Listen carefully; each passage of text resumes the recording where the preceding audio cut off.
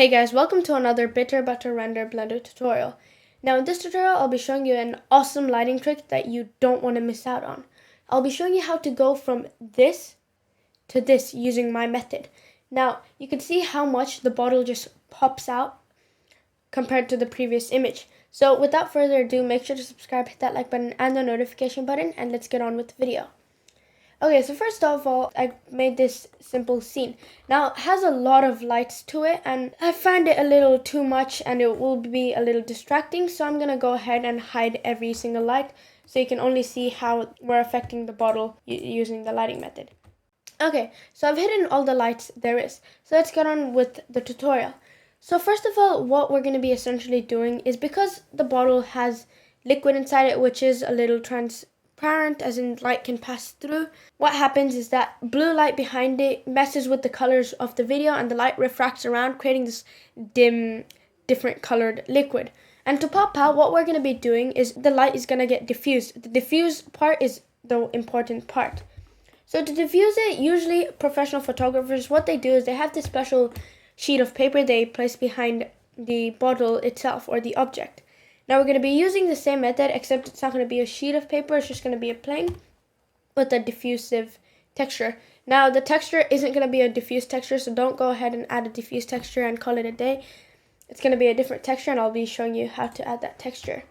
So what we're going to be doing is, first of all, going into a certain view so you can see the bottle properly in.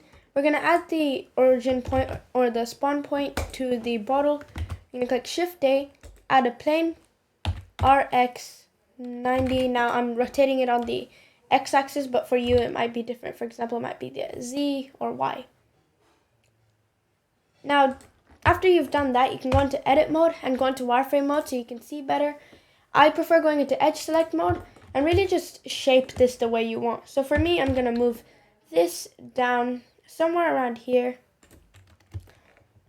and move this up. And then we're going to add loop cuts and scale them to wherever we want. So for example, we're going to scale this first.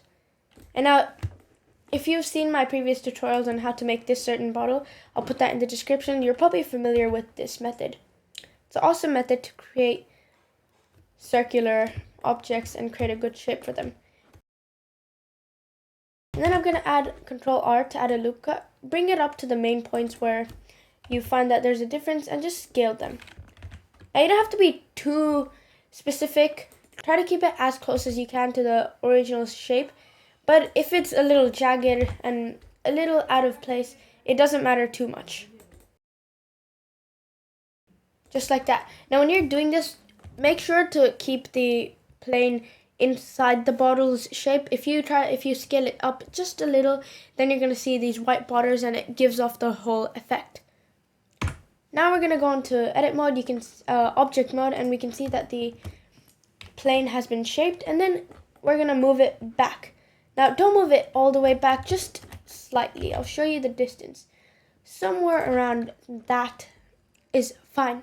Okay, so now what we're going to be doing is giving it a diffusive shader. Now, like I said before, we won't be using a diffuse BSDF. Instead, we're going to be using a translucent BSDF. So we're going to click Shift A, search up translucent in the shaders tab, and plug in BSDF into surface. The color you can change around, but I prefer white as it is the most realistic. Mainly because the liquid has a certain color to it as well.